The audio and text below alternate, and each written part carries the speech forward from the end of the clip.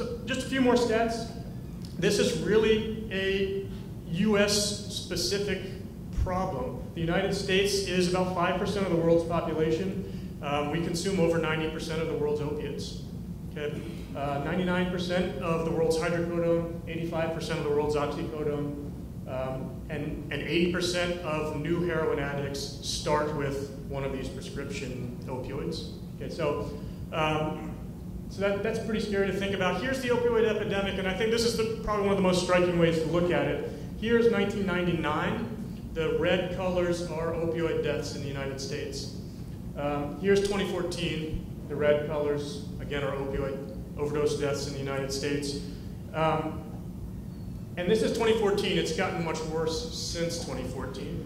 And if you talk to people who are experts in this field and they study this epidemiology, they talk about us right now being in the third phase of this opioid epidemic.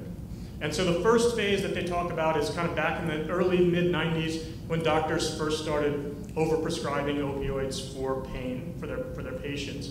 And that created a new group nationwide of people who were addicted to opiates. Phase 2 was then when those opioid-addicted people could either no longer afford their pills or their pills weren't working for them anymore. They made the shift to black tar heroin, which is much cheaper and is quite potent, even compared to heroin from back in the heroin epidemic of the 70s and 80s, which is quaint to think about now as an epidemic.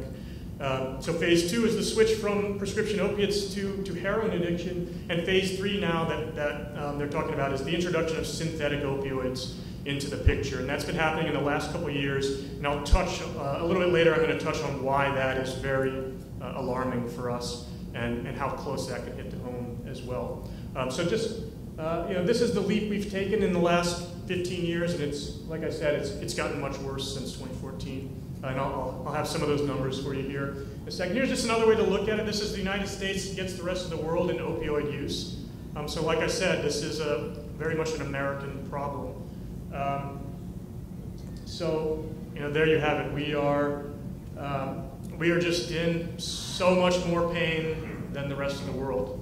So why is it that we in America are just in so much more pain than everyone else in the world, and how did we develop as a society this relationship to pain where we think it's unacceptable to feel pain, we think that we are entitled to never be in pain, and we always think that we should have readily available some pill to cure that